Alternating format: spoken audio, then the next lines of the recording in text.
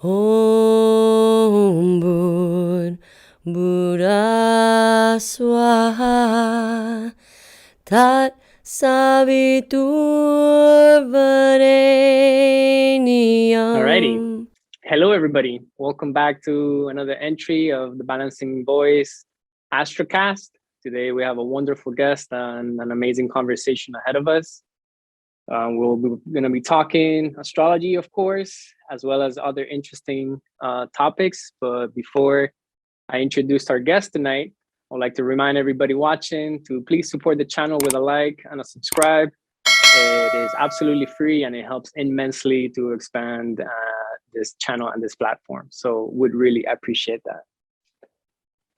Now, our guest today is Vanessa Kristina, also known as Mystik Monarch, soul guide, supporting those seeking to tap into their creativity and connect to their soul's gift, to raise their vibration and unveil their soul's purpose. She has a background in philosophy and law and has worked within the structures of corporate America for a few years until eventually the divine goddess activated within her. She has since embarked on a journey of self-discovery and transformation that continues to this day. Vanessa now teaches and guides others into soul alignment and decoding the messages behind our cosmic imprints. Intuitive soul guide, teacher, singer, evolutionary astrologer, Akashic Records reader, divine goddess and friend. Welcome to the ASTROCAST, Vanessa. How are you feeling? Yeah, I feel great. My Leo self is like, yeah, that person sounds awesome. I want to be her friend. Amazing. Thank you for that amazing, beautiful introduction. Yes. Of course. It's a pleasure to have you here. Thank you so much for making time to do this little podcast. Yeah, thank you for inviting me. Of course. And let's jump right on it. I would first like to ask you a little bit about how astrology came into your life. So if you want to share with us your story and how astrology is a part of that. Beautiful. Yeah, I love sharing this story because it's very much a part of how I teach astrology and how I inspire other people to get inspired by their birth charts. So it was 2017 and this was the time when we had that big eclipse, that summer eclipse, the big Leo eclipse in 2017 at the end of August. And we all know about it here in America because that was an eclipse that we actually got to see and experience throughout a big part of the country, right? It was kind of like around Tennessee area all the way running through the northwestern coast.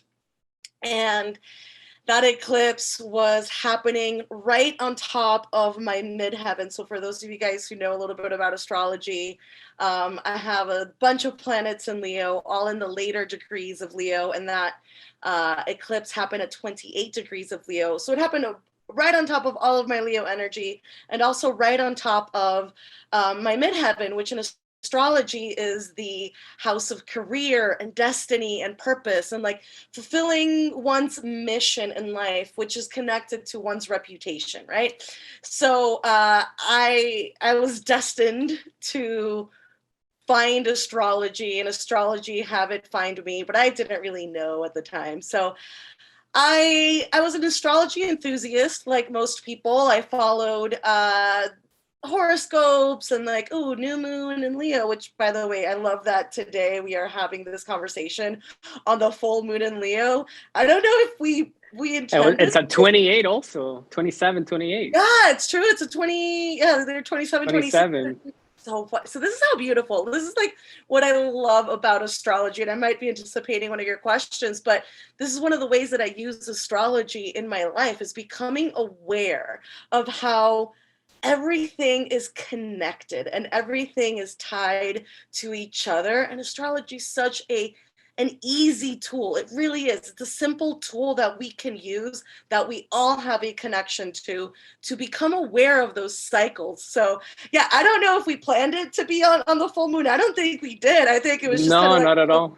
Yeah, of course we would be having an ASTROCAST on the Leo full moon when all of my midheaven is being activated. That's funny because I hadn't fully put it together. So it's fun when things come together in that way. So I was into astrology, like I said, but I just like I looked at videos like, oh, Leo, the new moon in Gemini. What is it like for Leos? And what is the new moon in Gemini? What does it have in store for everybody? And, at the time, I didn't even know that Gemini was an air sign. Like, I knew so little about the signs. That I knew is that I was a Leo, and that was it. And in going through this, I knew that I was a Scorpio rising because I'm a Leo sun, Leo moon, Scorpio rising. And I knew that I was a Scorpio rising, but I didn't really know what that meant. And all the stereotypes about Scorpio energy and my own personal experience with Scorpio energy was negatives. So I was like, that's not me. Like, I don't really resonate with that.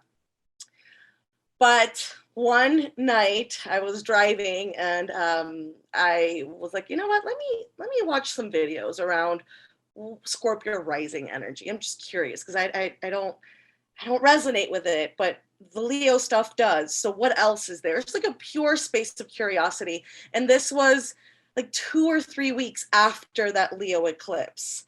And that's how eclipses happen, like the energy, like sometimes things will happen right on that day, but usually it doesn't, right? The energy of lunations, like full moons or eclipses, it's an extended energy, especially eclipses, and you're going to be feeling the repercussions of that, so to speak, as the energy matures into your life. So I started watching some Scorpio rising videos and everything clicked in a whole new level. And Scorpio energy is really intense, especially when it connects with the Leo energy the way that it does. So I always thought that I was supposed to be this like sunny, cheery, just like, oh my God, look at me, I'm so happy. But that wasn't me all the time. Like I go through these very like deep emotional states. Like I go into depression, and I did so much at the time, and I always thought that it was not that big a deal, right? That I was just pitying myself and that I don't have it as bad as other people. But this kind of gave me a lot of reassurance, and not only that, but also my intuitive abilities, right? Like Scorpio is just, you can't hide from a Scorpio. And I am really good at just like picking up on subtle cues and like reading people's minds or reading the room. And whenever I would say something, be like, oh, this is this person's motives, the people around me would be like, Vanessa, you're just projecting. You don't really know what you're talking about. So it gave me the sense of like relief and aha moment, and like, oh my God, it makes so much sense. So that caught me. Like I just caught the astrology bug, and I ate, slept, breathed astrology from that moment on for like the next 2 months. Like every podcast, every YouTube video, every article online, I just consumed it all until I was reading birth charts within a month. Wow. Amazing. Yeah, it's the curiosity bug. I like how you said that. Just takes you down the rabbit hole. And this is a very deep rabbit hole that has no end. There's so many ways that astrology can be implemented in one's life. And you just reminded me of that eclipse. I sort of had like forgotten about that eclipse. I don't remember too much what was going on, but I remember it being a big deal because it was going over the US and people could actually experience the blackout in some areas. Interesting. I don't remember that was a Leo eclipse. Now you got me thinking, what was happening in my life around that time? And very you're interesting. A Leo rising, right? I'm a Leo rising, yes. So the North Node was in Leo on that one. Yeah, like 2017 was like a very nice year for me. And it makes sense that the North Node was in my first house. What degree Leo rising are you? 24, I believe, but my birth time is not exact. Okay. So yeah, I'm going by the time that I'm going by, it's 24 rising. Yeah, but lately I've been thinking, and I'm like, am I a Virgo rising? What's happening here? Let me look at my chart again. I actually changed the time I look at my chart and see if it makes sense. But I don't want to go into that because it makes me a little crazy. It can make me a little crazy. Have you looked into chart rectifications? I have not. I have Oh, not. okay. So you might want to, I would invest in getting a reading with an experienced astrologer who does chart rectifications particularly. I could look some people up. I know Chris Brennan, he's like a really popular astrologer. Chris Brennan does them. But you might, because this is a subject that has been plaguing you since you and I met. Right? Yes, for a long time I thought I was a Libra rising. Then, like a year and a half, like a couple years ago, my dad unveiled some like time changes secrets because my mom, it was a C-section, so my mom wasn't like fully conscious of to know the time. Yeah. So my dad kind of changed the time, and I'm like, I'm a Leo rising now. I do resonate with Leo rising based on like the houses and like what's happening in my life. But it'd be interesting to look into chart rectification to Yeah. find some deeper clarity there. And for those of you guys listening who don't know, chart rectification is basically, some astrologers do it. I don't do it, although I've been curious about it because so many people come through asking with this issue, right? So in astrology, you need to have the exact time of birth in order to determine what your rising or ascendant sign is. And sometimes if it's off by a few minutes, it can make a huge difference. And what determines where every other planet in your chart, what house it falls in, and all that stuff is all determined by your ascendant sign. So it's so important to have that time of birth. And for people who don't know what time they were born, and there's no way to get it, right? The birth certificate is unavailable. Parents don't have reliable information. The next best step would be chart rectification, which is the process of an astrologer kind of revisiting your life events and kind of picking more or less like what your rising sign might be. And so that might be something that Yeah, I'd be can, interested. I'd be interested in doing it just sort of for like confirmation. So yeah. yeah, let me. We'll talk after the podcast. Awesome. So you did touch a little bit on how you use astrology in your personal life. That was one of the questions I had for you. But before you go a little bit deeper into that, I want to ask you, what role do you feel astrology plays for humanity as a whole? Yeah, so like you mentioned before, astrology can be used in so many different ways, right? And the way that I utilize astrology and the way that I believe astrology is the most beneficial. I mean, we all have our own belief systems, and there's so many different modalities out there, but I am an evolutionary astrologer, which basically looks at astrology from the perspective of how is your soul here to evolve, right? So I'm looking at the chart and it's karmic, right? If you think about it, your chart is a picture of who you are in this lifetime, meaning that it's based on the energies in this here now moment, or the here now moment of when you were born. So, and because you are, we are beings who have a soul lineage, we have a soul history. When we come into this world with the chart that we do, right, at a certain specific moment and the stars look a certain way, it is the energy that is the exact vibrational match to our human experience, which is based on everything else that we've lived before, which is based on our karma. And I'm also an Akashic Records practitioner, which is all about understanding karma. So it's something that I've been always very drawn to, about this journey of self-discovery, like who am I really? Which is such a Scorpio question too. Scorpio is like on this quest of like digging in deep and like, finding the answer and realizing that there's more to dig in. So because it's such a mystery, right? Scorpio is the archetype and the energy of the big grand mystery, and delving into Mm, the darkness to find the something. depths. Right? So I look at astrology in your birth chart as a way to understand what are the energies that you have, that you come with, based on a karmic consequence, right? And we can look at the birth chart to figure out who you are at a deeper level, understand where your shadows might come out, what your gifts are, and what the spectrum of available energy is for you, right? I'm not that kind of astrologer that's very deterministic or fatalistic. I actually had a conversation with someone who had just gotten an astrology reading, and she's like, I'm recovering from a horrible astrology reading right now, so I'm like moving away from all esoteric stuff. And basically she was told like a bunch of bad negative things, like bad things are going to happen to you and you're doomed for life. And that's not how I look at astrology, right? You might be born with certain placements that are going to create a lot of challenges in your life, right, that are going to be really hard to overcome.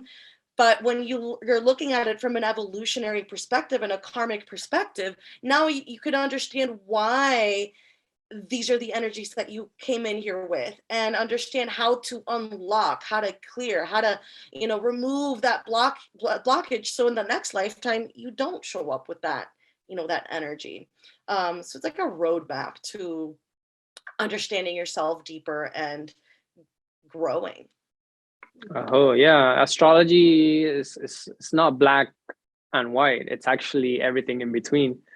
And I always say that the context is not important. What's important is knowing how it is that you function internally, and astrology is a great tool for that. Mm-hmm. It is amazing. A little bit ago, you mentioned the nodes and the eclipse, and I'm an aficionado astrologer. I'm not a professional astrologer. I'm just very into it, and I use it as a tool, like you said, for understanding myself. And this is actually the first time that I hear a definition or context for what evolutionary astrology is. And in some ways, I use astrology personally as a tool in that way. And like, okay, where do I come from? How are my energies interacting with each other? And how I can understand myself deeper. I'm a Leo rising, so I have Scorpio on my 4th, and as I've connected with my Pluto in Scorpio, I understand it. I understand now that my roots grow really deep, and I do feel intense energies that tend to like drag me down, and that's an example of how I've learned through astrology to understand myself better. I think it's an amazing tool, amazing tool. Daryl, I'm curious. Do you want to share also how you got into astrology? Yeah, of course. I would say curiosity bug as well. I don't remember, and I've looked back at times, but it was around the end of 2015. I would maybe early 2016. Also, same way, just looking at horoscopes and things like that. And then eventually I decided to get a book for like beginners, which explains like the basics of everything. And I did that in an attempt to better understand the astrologers that I was listening to, because astrology is a language, and I didn't know what a lot of the words meant. And the one astrologer that I watch a lot, he talks the language and then gives like the meaning of everything sort of put together. And I wanted to understand what's it mean by like the sun squaring Saturn and this and that, and like the nodes and the eclipse. So it was a curiosity bug as well that led me down the path. And as time has gone on, it hasn't fall off. Like that curiosity hasn't fall off, and I continue to go deeper into understanding astrology as a language and as a science, because I guess it is a science. And I believe people in the past interpreted and went about it as being a science, the science of one of the sciences of spirit. Absolutely. So yeah, it was a bug too. It was after my awakening. Yeah, something happened one night, and boom, I was like reborn. And a few months after, it was like astrology. And it's been like on and off, but I've consistently kept like going back to astrology to like make sense. I tend to look at astrology after it happens or as it's about to happen. I don't really look at it as in like, oh, what's gonna be happening in the future.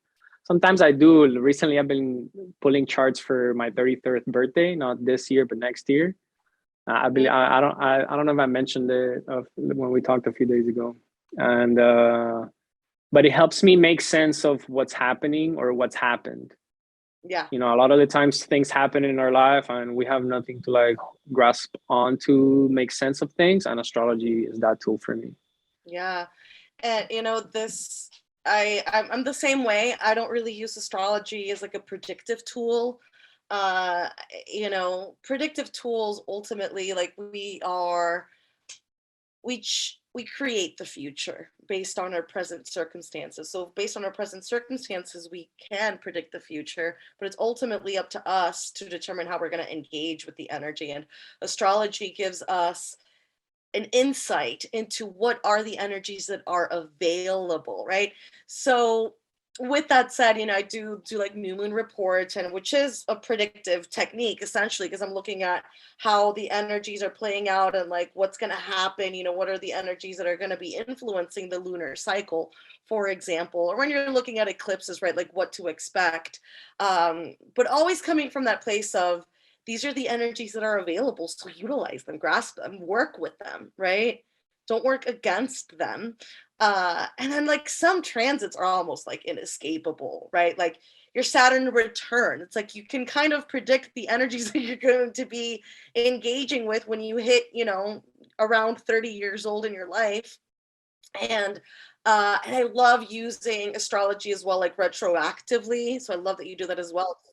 I think that's where the real magic is, not just into learning astrology, but also learning about yourself, because that's when you're looking at the cycles, right? Understanding. So this is what I was referring to in the beginning. It's interesting that we're doing this conversation on the Leo full moon, and so looking back, like where was I on the Leo new moon? Where have I been on my Leo lunations? You know, I had a very, for example, like I had my first paying client I manifested during the Virgo full moon. So Pisces season. So now every Virgo lunation, so Virgo full moon, Virgo new moons, I was paying attention to what was showing up in my life. And it was always related to this, something related to business and related to my purpose. So it's a really powerful tool, and we begin to use it as a determination for our cycles, our life cycles. Yeah. Yeah, the context is we cannot predict the context of the experience through astrology, but like you said, what energies are available, and the more we know about ourselves, the better use we can make of the energies. Yeah, I always tell people that it's like, no, this is what the energies are happening. I cannot give you the lot of numbers. It doesn't Exactly. work like that. I, yeah, exactly. I mean, you it, you don't even want to win the lot. I mean, I guess, I mean, who doesn't want to win the lotto, right? But if you win the lotto and you're not a vibrational match for winning the lotto, which you wouldn't be, because if you want to win the lotto is because you don't have a lot of money, and if you had money, then you would be a vibrational match for the lotto. And if you're not a vibrational match, you're going to lose that money anyway. I mean, that's like what, you know, there's a show years back on people who won the lotto, and a year later, 2 years later, they were broker than when they first won the lotto, because they can't retain that vibrational match of having millions of dollars. And so one thing that I like to share with people as well, when they think, with people who think that astrology is like really complicated, or why I think astrology is like the most powerful tool to use, is because like we all have a connection to it. I mean, even if people who don't believe in astrology, where it's like, oh, yeah, I think it's crap. Like, I don't believe in astrology. I'm like a Gemini or whatever, but I don't believe in it.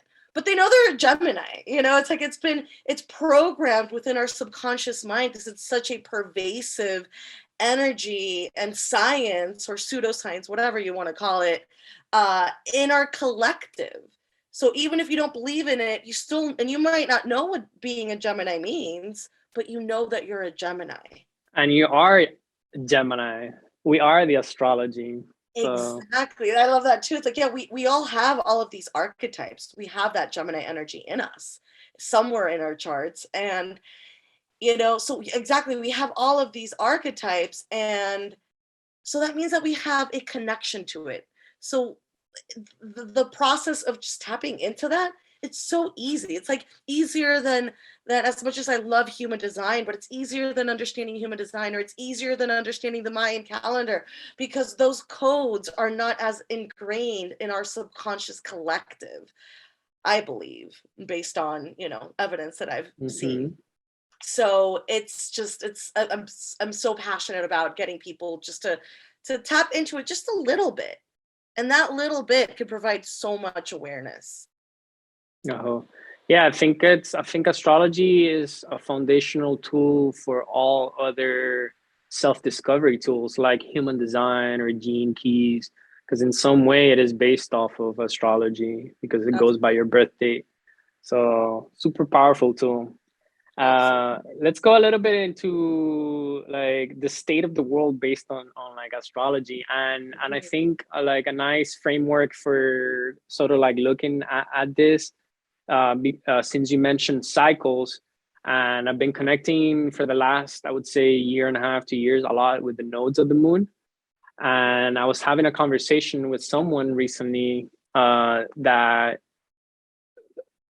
I've really connected with the eclipse timings, eclipse season and cycles as the like main cycle from which to interpret the evolution of my life personally and like the energies collectively.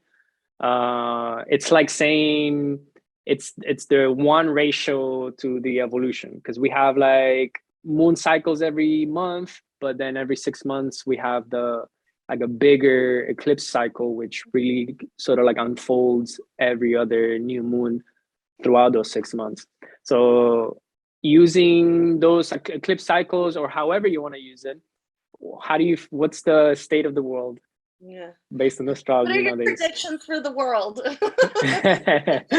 or what is it that's happening, and how is it linked to astrology? Because the last couple of years have been absolutely insane for everybody. Oh goodness, yeah, they've yes, they have. You don't need astrology to tell you that. But I love that you're asking me this from a nodal question, because I'm super huge on the nodes. In fact, the type of evolutionary astrology that I learned from is a nodal astrology, right? So evolutionary astrology really, you have to look at the nodes with evolutionary astrology, because the nodes of the moon, the south node and the north node, they always work together. They work in pairs. So for people who don't know what the nodes of the moon are and how they're connected to eclipses, so whenever the south node is in Scorpio, as it is right now, the north node has to be in Taurus, which is its opposite. And the south node tells us where we're coming from. It's like the shadow aspect. It's the karma. It's like the gunk. It's we always look at the south node from with a negative lens, with a negative perspective. So what is the shadow energy of whatever sign it's in? That's kind of what we're looking at when we look at the south node. And it's kind of where we're at, where we're coming from on a collective level. It's like the stuff that as a collective is rearing its ugly heads, right? And then the north node, which is the opposite the south node of the moon, is where we're going, right? So we always look at the north node from a positive perspective of that sign that it's in, right? The north node is the medicine to the south node. How do we move into, like, away from our shadows and into our evolution, both from a collective perspective and also a personal perspective when you're looking at your north and south node of the moon in your own birth chart, right? So the south node is karma, the north node is dharma. And and to kind of give people a little bit of like a reframe. So we've been moving from, when shit hit the fan and like 2020, the south node in Capricorn, right? So the south node was in Capricorn. So we're looking at all of those shadowy Capricorn stuff, and Capricorn on a shadow perspective is authoritarian. It's like my rules, my playground. You can only play if I let you. And we saw a lot of these like systems and structures being destroyed, being like there's a lot, we're being told what to do, which is very Capricorn energy. And then we moved into, and then of course the medicine to that, the North Node in Cancer, was stepping into a space of unconditional love and acceptance, which was really challenging to do around this time, accepting our circumstances, accepting each other. And also, you know, the North Node in Cancer, both Capricorn and Cancer have a like a loner type energy, not in a negative way, but they just both like doing their own thing and being alone. You know, Capricorn's like, leave me alone, I'm working. Cancer is like, I like to spend time by myself, right? So the medicine was really figuring out how to nurture ourselves and how to nurture each other amidst, you know, all the systems and paradigms breaking down and being told what to do. And then we moved into South Node in Gemini, North Node in Scorpio. So South Node in Gemini, it was North Node in Sag. Yeah. What did I say? The Scorpio. Did I see Scorpio? Oh my God. Yeah, okay. I know you had it. Just clarifying. It's just funny, or it's like it's like I can't wait to talk about Scorpio energy. This is my Leo talking, right? Just like, let's just talk about the energy that I really know. So South Node in Gemini, this was all about, you know, Gemini is very much like devil's advocate to the point where it's questioning everything, right? And it only wants to show you a limited amount of truth. There is, you know, there's like this rigidity in like, wait, hold on. It's not South Node in Gemini. It's North Node in Gemini. Yeah, I was like, wait, this doesn't make sense to me, based on what was happening. So the South Node in Sagittarius, my bad. South Node in Sagittarius is righteousness, right? It's like my belief systems are better than yours. You know, Sag on its positive expression is all about expansion. So the shadow energy of that is it's like, I've lived all there is to live. I've expanded all that we need to expand. I know best. So there was a lot of struggles around ideology. You know, what's, you know, masks versus no masks, you know, the V versus not V, like, you know, all the struggle between belief systems and dogma. There's so much like the energy of dogma coming up, and we're just coming out of this energy, right? Like so recently, within about a month and a half, or maybe a month, about a month ago, when we moved out of this energy. So the North Node in Gemini, the medicine to all that was accepting perspectives, right? Gemini and its positive energy is all about accepting information and accepting other people's truth, accepting that the truth is mutable, the truth can change, and everyone has their own version of it. So it's not about, it's like, you believe something, cool, I accept your belief systems. I might not have to adopt it, right? I don't have to convince you to go my way, but it's an overall acceptance and a curiosity to stay open to what the truth might be instead of the dogma behind what the truth is. So now we move into the South Node being in Scorpio and the North Node in Taurus. And this is like super exciting energy for me because, you know, being a Scorpio rising, there's just a lot of catalyst for change and transformation. But the South Node in Scorpio, it's like scary, you know, Scorpio energy, even if in its light expression is a little bit scary because, you know, in its positive attributes is all about transformation. And transformation doesn't happen in a very like, ooh, happy-go-lucky way. It's like, no, we go into the depths, into the darkness to find the light within and figure out a way to step fully into it. So on the shadow Scorpio, this is like, there's a lot of suppressed anger. There's a lot of stuff in our subconscious minds that are going to be rising to the surface in a very subconscious way. So it's there's this like desire to just make life complicated and complicate everything and look at everything and what's wrong with the world, what's wrong with me. Everything needs to be changed, right? So change is constant, but sometimes like it's okay to just be where we're at. We don't have to be like in this constant psychological turmoil and warfare with ourselves. So the state of where we're going in this eclipse cycle. We got a little tiny taste of it during the last eclipse in November, I believe it was. But the nodes were in Sag, so it was still a Taurus eclipse, Taurus full moon eclipse, but the nodes were still in Sag and Gemini, so it wasn't like a full-on Taurus Scorpio eclipse like it's going to be. The first one that we experience is going to be in, I believe it's going to be in April, the end of April. I might be I'd have to April or May. Yeah, it's going to be definitely April or May, but I think it is going to be happening in April.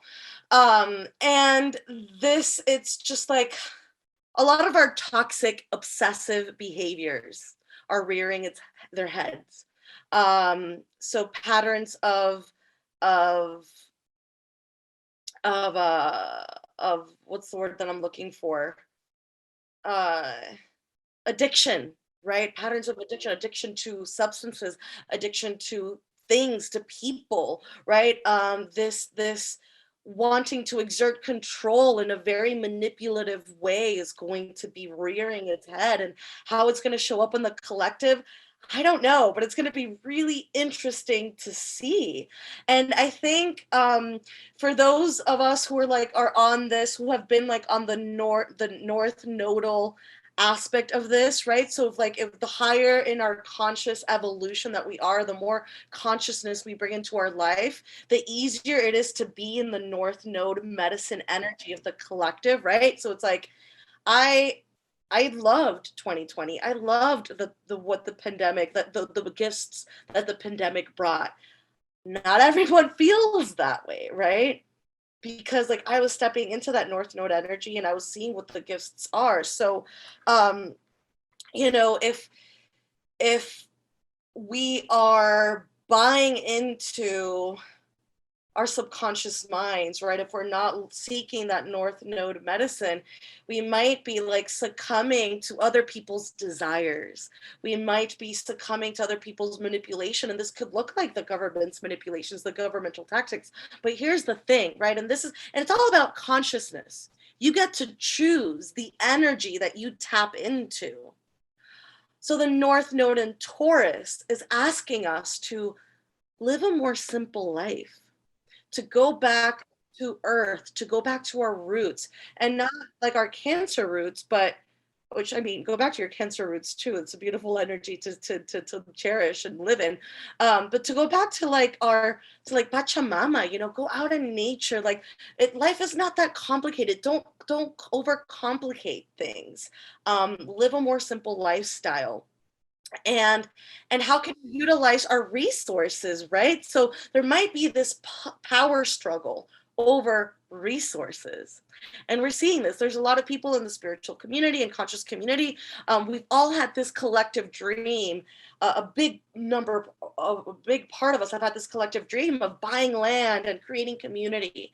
And we saw 2020, something that I was saying a lot in 2019 is that 2020 is going to show us why we need community. And then it did, right? It's oh crap, I don't know, we might have to break away from the system for realsies at some point in the relatively close near future, right? So I think that it is scary, to think that things just going to get a lot darker than they have been. But I think in a really exciting way if we allow it, because we also have Uranus in Taurus, right? Uranus is in Taurus right now. Yeah. So it's so it's just a lot of shifts, a lot of I see Uranus as the planet of divine intervention. It's God, lightning strikes and everything changes. It's an abrupt change. And Uranus in Taurus has been this evolution of revolutionizing the Taurian themes. So Taurus themes are money, the earth, resources, tangible things. What can I create with my hands that I can hold on to, right? It's and with Uranus and Taurus, we've seen a lot of revolutionizing our currency, right? So cryptocurrency, blockchains, and that becoming a new system and a new norm, which to me, it's still like way over my head. But I know that I really get to educate myself on that, because that's going to be the new norm of decentralization, right? And so this eclipse season is showing us what else is possible, and maybe like nudging us in that direction of creating a new system of abundance, a new way to create resources, which Uranus has already been teaching us, and it's going to continue to teach us for, past this eclipse season, which, by the way, 4 more years. Huh? 4 more Was it years 4 of more Uranus years? in Taurus. Okay, thank you for that. Yeah, Uranus has like a 7 or 8 year cycle. And so eclipse, we're going to be experiencing the Scorpio Taurus eclipse season for a year and a half. It's an 18-month cycle that, so every 18 months we experience a new ecliptical cycle in different, signs. So yeah, the way that I see this flowing out is going back to the land, going back to creating our own resources, growing our own food, learning about all that, which I don't know, but you can't let it be. It's not supposed to be stressful. That's the thing about Taurus, right? And so if like you're not at a place where like, I don't know that that's going to be my life, that doesn't matter, right? Because ultimately you still get to tap into that Taurus energy in your life, right? So what does it look like? It looks like maybe watching a little bit more TV. If you have an overly complicated life, just relaxing and like lounging in bed and like Netflix and chilling. That could be a very Taurus activity, right? But don't let it be dysfunctional. It could look like, learning how to cook, right? Like using how to work with the resources of the earth, like food. Food is very Taurian. And your senses. Yeah. So sex, that's like a huge one.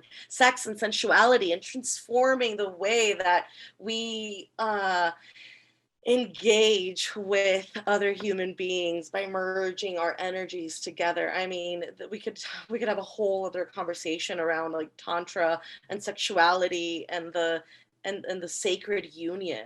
Sexuality in our society has been so, I don't even know what the word is, like bastardized, shunned, like used for power, which are all Scorpio things, like manipulation, power, control,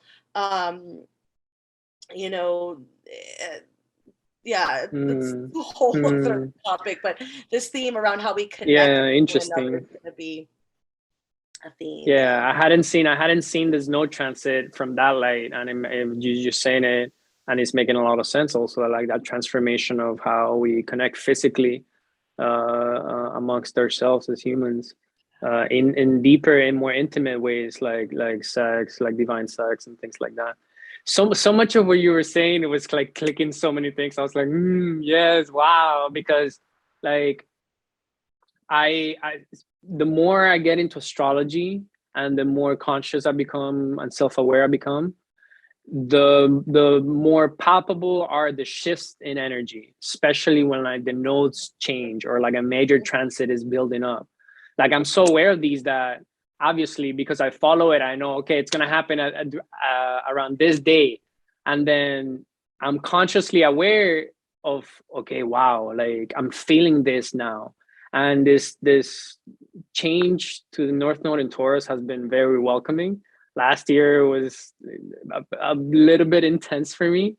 And like, for example, me and my family, we started a backyard garden. Oh, wow. So North Node in Taurus, and yeah. it's amazing.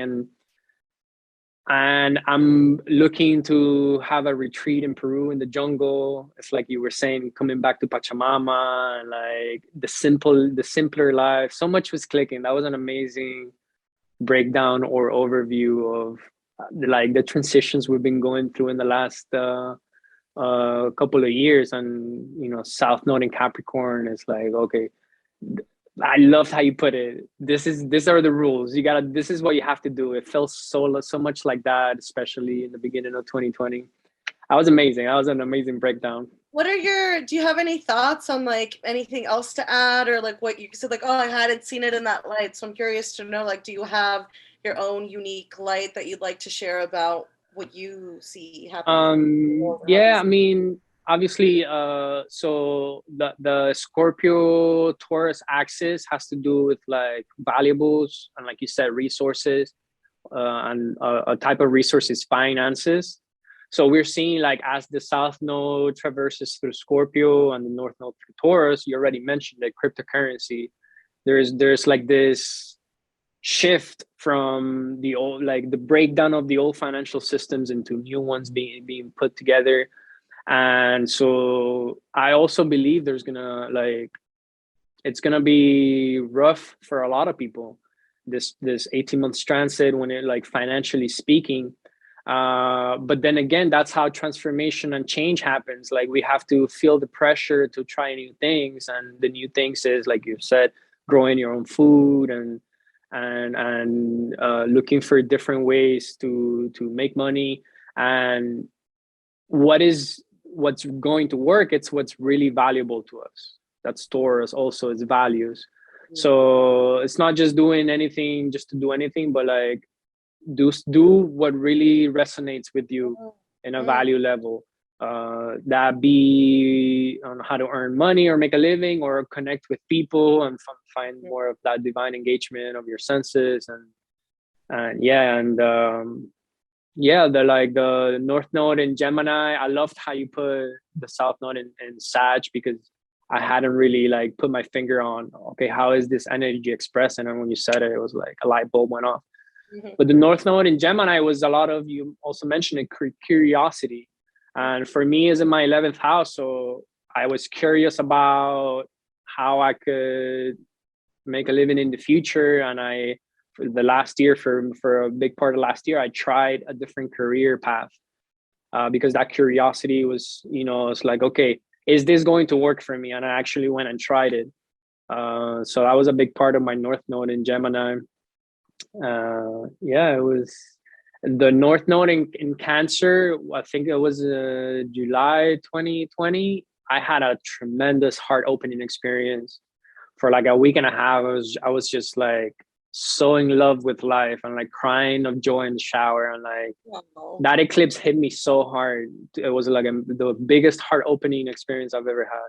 That was a big Yeah, eclipse. Yeah, it was intense. I got We had like 3 eclipses in that axis because like of how it was landing. 2020 was a crazy year.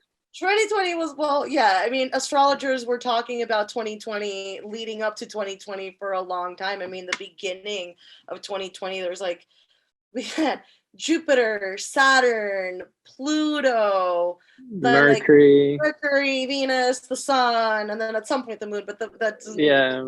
we have like 6 planets in Capricorn, and it's significant because you have a lot of like the slower moving planets in Capricorn, and then making conjunctions with all the other ones.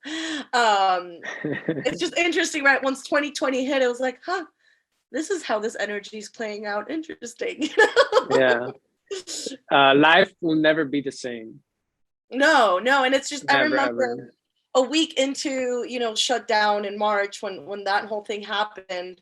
It was also interesting, right? Because during the full moon in Virgo, I remember this, the full moon in Virgo, which was about the first or second week in March. Virgo is all about like, cleanliness and health, and there was like this, we weren't quite at the level of wearing masks quite yet. And we weren't quite at that shutdown. We were getting up there, and everyone was freaking out about germs at this time. We're on full moon in Virgo. I'm like, this is really interesting. I remember people saying like, oh, I can't wait for the pandemic to be over. I can't wait for it to be done. And I'm like, yeah. This is the new norm. Like, welcome to the new earth. It's here. The 5D is here, and it looks like this. What are you gonna choose? Yes, it's so beautiful to see the expression of the energies through ourselves and through the collective and people close to us. That's what really fascinates me about astrology. It's absolutely incredible. It's like an insight into like backstage, into like the puppet strings. It's not really puppet strings, but it's an And then analogy. Sometimes too, you mention, like I'm aware of what's going to happen. And sometimes like, I feel like you're more on point with the transits sometimes than I'm like, oh, that's happening. That makes sense. Cause I should do a better job at like really dropping into the transits sometimes. But I had, the other day, it was like last Friday, it was a wild day it was just wild day. And I'm like, what's going on in the sky? People always like text me, like, Vanessa, what's going on in the stars today? I'm like, what's going on in the sky? So I look at my chart and I'm looking at the transits and I'm seeing just so much stuff going on in my chart that's going exact, like oppositions to my stellium, like, stuff going on.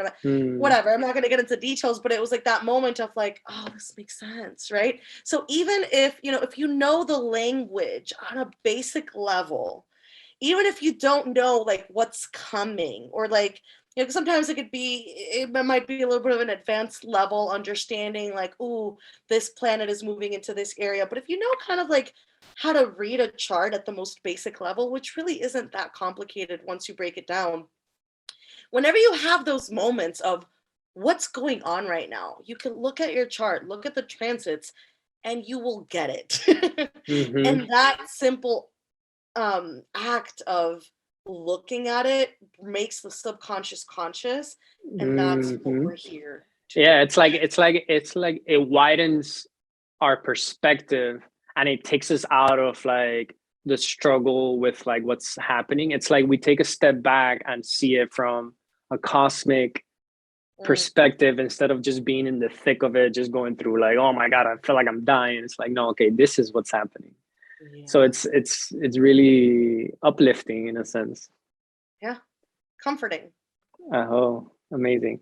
So we've almost been an hour in and we haven't gotten into Akashic Records. I would love for you to talk a little bit Akashic Records, because you use that in your practice to help people, and I sort of have an idea of what it is, but I would love to hear from someone that actually is engaged with it. Yeah, so I can do a little like a little blip version of this. Whatever you want to share, I'll just ask you, what are the Akashic Records? Yeah, so the Akashic Records, the way that I like to describe the Akashic Records is, it's like the Google, okay, that exists at the level of energy, at the level of consciousness. So there is the third dimension, right? The 3D, and that's everything that you can touch, see, and touch and see, right? Everything with our senses. That's the third dimension. The fourth dimension is our minds and our thoughts and our feelings. We can't see them, but we know they're there, and it's of the mind. The fifth dimension is a realm that we definitely cannot see unless you're extra special and can tap into the fifth dimension in different ways. But it's not a realm that is not the physical, and it's not the mind. It's above and beyond the mind. This is where consciousness begins. And then there's higher dimensions, but the fifth dimension is kind of where the Akashic Records exist, more or less, in the fifth dimension. So it's not something that I can go and access in the physical realm. It's something that I access through my intuition, and that we can access through our intuitive bodies to access this 5D level of consciousness. And the Akashic Records, I say they're like the etheric Google, because you can go into the Akashic Records and look at every thought, intention, choice, every single choice, the energy of the choice that was ever made, is, was, or will be, right? So there is no time in the fifth dimension. There's no time in the Akashic Records. And you have a record, your soul has a record, right? So it's like if I go into Google and I type in like, Dario, what's your last name? Is it Mendez? Martinez. Dario Martinez, like boom, search, right?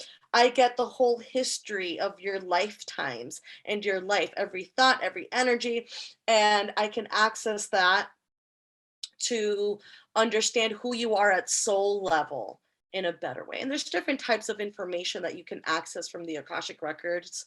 I do various different types of reading in there, but it's basically a repertoire of karma, because it tells me, what's in the past it's registered in the records, right? It's a choice you made in the past from our perspective in the past, because in the records, there's no time.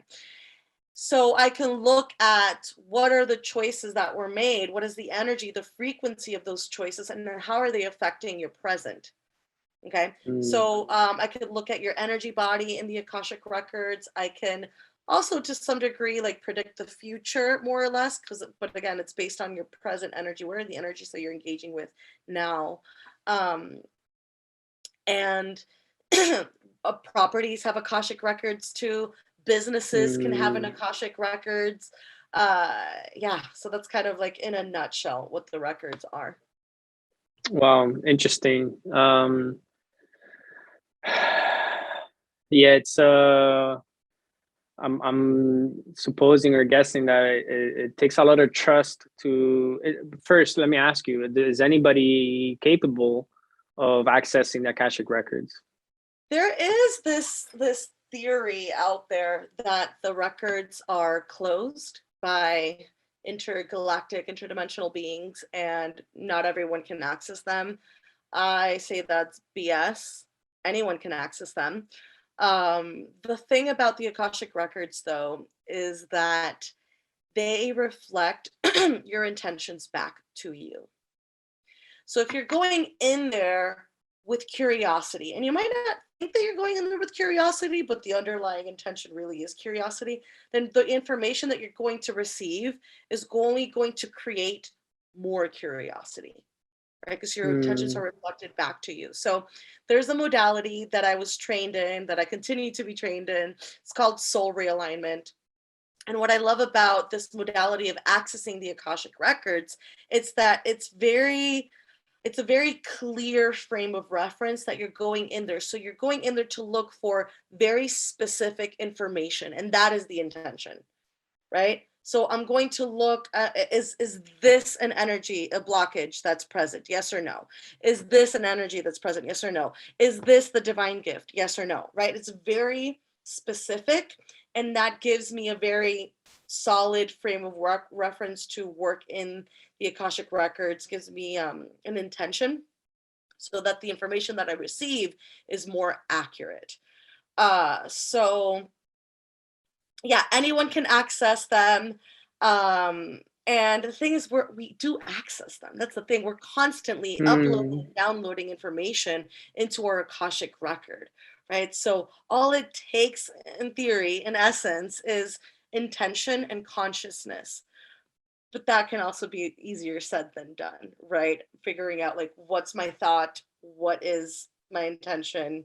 What is, maybe other beings communicating with me? What is my higher self? What is actually the records? So parsing all that out could be relatively complex process, especially if you have doubt, right? If you doubt your psychic abilities, your intuitive abilities, it's going to be really challenging for you to trust the information that comes from your Akashic record. Yeah, very interesting. Yeah, it comes down to what you just said: trusting yourself and what you're hearing and where it's coming from or who it's coming from. Very interesting topic. It's so alien to me, pun intended, that I wouldn't know what else to ask you about it. Super interesting. How do you use the Akashic records combined with astrology for for guiding someone? Yeah, so like I said in the beginning, astrology is a picture of this lifetime. Okay. Astrology does not give, it does give you an insight into the past. And this is when we're looking at the nodes, right? So when I read an astrology chart, I could get information from your past life based on the South Node. Okay, so based on the South Node, what is the South Node doing? What is the ruler of the South Node doing? This is more for like technical astro talk. What are the aspects to the South Node? What house is it in? So I can get information about who you were in a past life. But it's still karmic. It's not really giving me information about who you are at soul level. It gives me information about how you are here to express the energy of your soul. That would be your sun sign in my idea, right? Your sun sign shows you like how are you expressing the energy of your soul, okay? The Akashic Records, when I open up your record and I get information about your soul profile, like what makes your soul your soul. I'm looking at information about the moment that you were born from source. So before any karmic imprints, before any incarnations, what is the energy of your soul? The moment that it was individuated from source. So I like to think of it, God, source, creation, the universe, whatever you want to call it, is like a mirror. Okay. And during the Big Bang, that mirror, like, boom, shattered. The moment of creation, it shattered. And all these little shards of mirrors, like infinite shards, maybe finite, I don't know, infinite, probably, yes, infinite. Shards of mirrors, like we're a little shard of that mirror, right? So we're a piece of the bigger whole. And yet still, my shard of glass of mirror is different than yours, right? So what is the energy of that shard? Like, what is the energetic composition? How is it, what is the energy that it's the most abundant in? And when you understand what that energy is that you were created the most abundantly with, that informs you how to align to your soul gifts, right? This tells you how you create abundance. And ideally, you're living from that essence every single day of your life. I can also look at what's your star system of origin, right? So what star seed are you? Where did your soul first go when it was, when it broke off? What star system? This is what Wow. makes us star seeds, right? Like we're galactic beings, and there are some souls. Most souls actually were born here on Earth, but they don't come to us, right? They're not. These are the people that are not accessing fifth dimensional consciousness. Very, very unlikely, right? Because these are not the beings that come from outer space, right? They're kind of like, this is their first rodeo, or on Earth, or one of their first rodeos. So I use that. I used to do just astrology readings without accessing this information from people's charts, but I felt like I was missing something. And because yeah, it's just, this is like such a huge piece, understanding what is your divine gift, how are you here to express your divinity. That's what I can look at in the Akashic records. So I open up someone's record when I'm looking at their birth chart, right? When I'm doing the birth chart reading. So I utilize the chart. So the process doesn't look any different than a regular birth chart reading, but I utilize the chart to give me context, right? Give me that intention, that frame of reference, as I'm delivering and channeling information from the Akashic record, and also my mind, right? Because I'm looking at things. And then I also infuse the reading with their energy at soul level. And I will find, I have yet to find complete disconnects, right? Usually, like, who you are at soul level is reflected in your birth chart somehow. So I just kind of like fuse that information when I'm doing an astrology reading.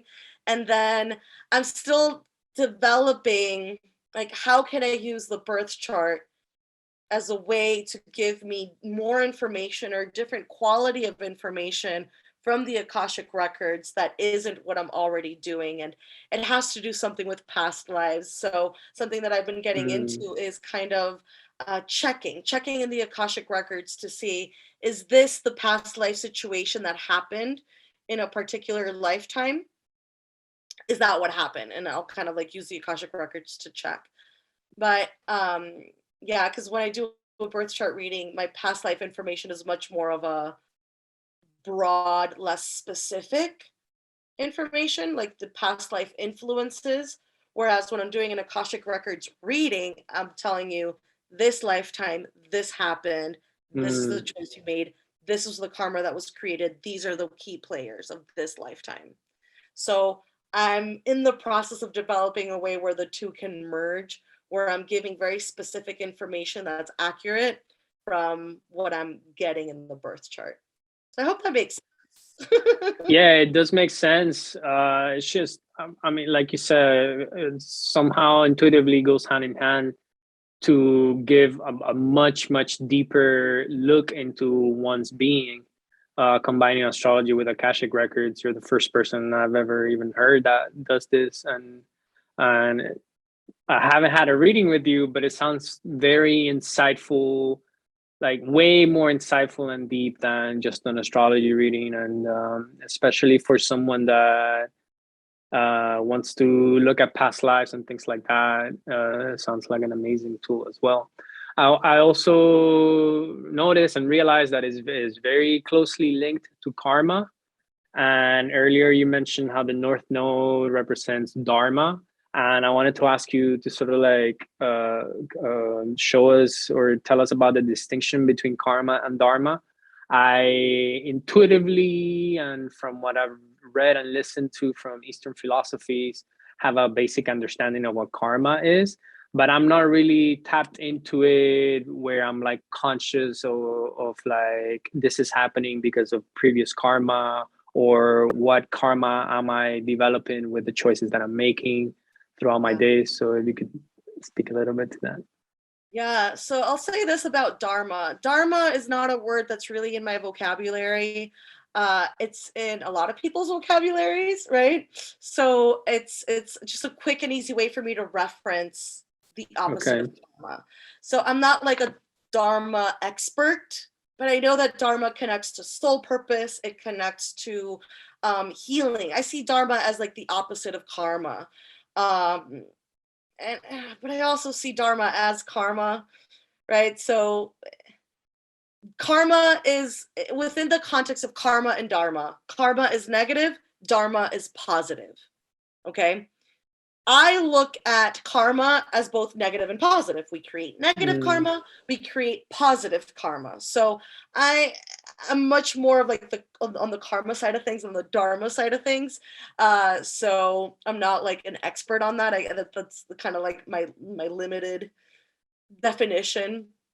Dharma is ultimately how we evolve, how we grow, by making positive choices, by stepping into our soul purpose, and leaving like our gunk behind, leaving all that negative karma behind. Now, to answer your point about like how do I tap into my karmic awareness, I guess is what you're asking. Karma basically is the law of choice and consequence. We learn this stuff in physics. Right? In physics, we learn that to every action, there must be an equal and opposite reaction, right? Or something along those lines. I'm not a scientist. Yeah. I majored in philosophy. You're a soul scientist. I love that. I just think a great brand name, soul scientist. I love that. I'm not going to adopt it though, but I do like it. So you get to pay attention to how you are creating your reality. Pay attention how, if you make the choice to take a shower, that's vibrating and resonating to the energy of cleanliness. That's one of the energies that it could resonate to. It could also resonate to, I don't know, refreshment, right? Maybe you just want to refresh yourself. Maybe meditation is another energy. Peace is another energy. So if you take a shower with the intention of one of these energies, the consequence has to be cleanliness. Like you take a shower, you come out clean. Go into the shower because you're hot, you come out refreshed, right? So it sounds so like simple. It's a very basic analogy or explanation. Yeah, but that's really how it works, right? So our choices, so when we understand the energy of our choices, so this is where it gets more complex, we get to bring in consciousness, which is why, again, this whole process of evolving is making the subconscious conscious. So when we bring in consciousness into what is the actual energy that we went into a choice with, sometimes we think like, I went into this with love, but really you went into it with resentment, and that creates a consequence that also resonates to the energy of resentment, right? So paying attention to what shows up in your reality, what shows up in your experience, okay? And then kind of tracing it back, playing detective, playing like Akashic detectives. I have a colleague that you know, we call each other the Akashic detective strike again. We kind of like to, how did I create this? Where does this come from? Okay. And that's kind of how you begin to not only create awareness and become conscious of how you're creating your reality, but also understand your karma. So to bring it to maybe if we talk about it like an astrological standpoint, we talk about Leo energy, for example. The karma of a Leo is, you know, or the Leo archetype, right? There's My karma. South Node is in Leo, Yeah, so I'm so paying is attention. mine. So is mine. So okay, so the well, so I don't want to just talk about like the negative shadow stuff because with Leo, we're always South Node, we're always looking at the negative stuff. So I'm kind of just talking about the energy of Leo and what are some karmic potentials, right? You are born a Leo because you have issues with confidence, right? Maybe in a past life, you had to, you were, you know, you had to overcome issues with being told that you weren't good enough with you know, you set out, you had this big project and it was like taken from you in some like big massive way, and it just led you to doubt yourself forever. That would be like a Leo expression of karma. With Leo energy also there's like the karma of maybe, you know, needing to step into your own power and be your own guide and be your own leader. So maybe you have the karma of, you know, your leadership potential being suppressed, you know, always being at the mercy of someone else. You know, so you come into this lifetime to express that Leo energy. So, I mean, this is, it all depends on what else is happening around the Leo energy in your birth chart. But when we're looking at the archetype of Leo and what are some karmic stories that resonate to the Leo energy, we can begin to that's how you want to like begin thinking about it. Like, why would someone be born a Leo? What are kind of like the karmic consequences that led this energy to be here? Right? And you can look at it from both the shadow and the positive side. So you know, like a South Node in Leo. Now we're going to go there because we're looking at the shadow. South Node in Leo, there is this need to release ego, right? It's not about you.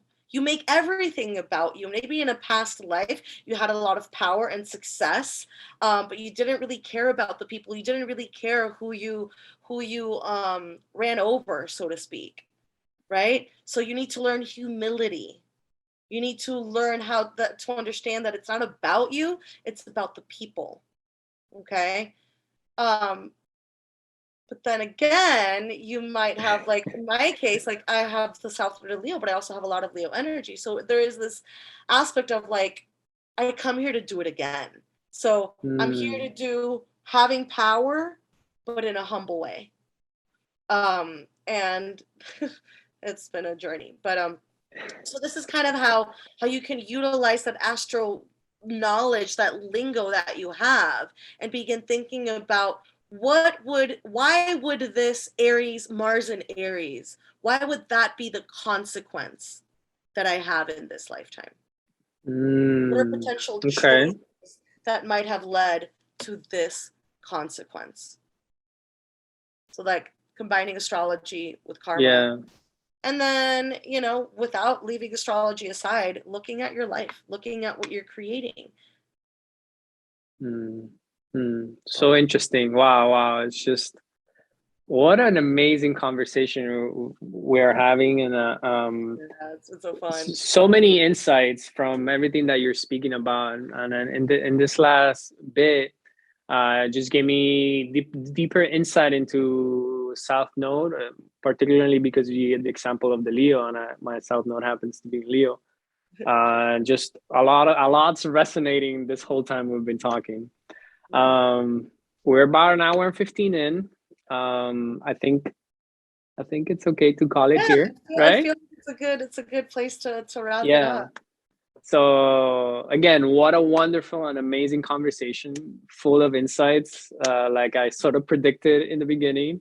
And I want to thank you immensely for making the time to come here and not like you came here, but you are here in this space, and talking to me has been most wonderful.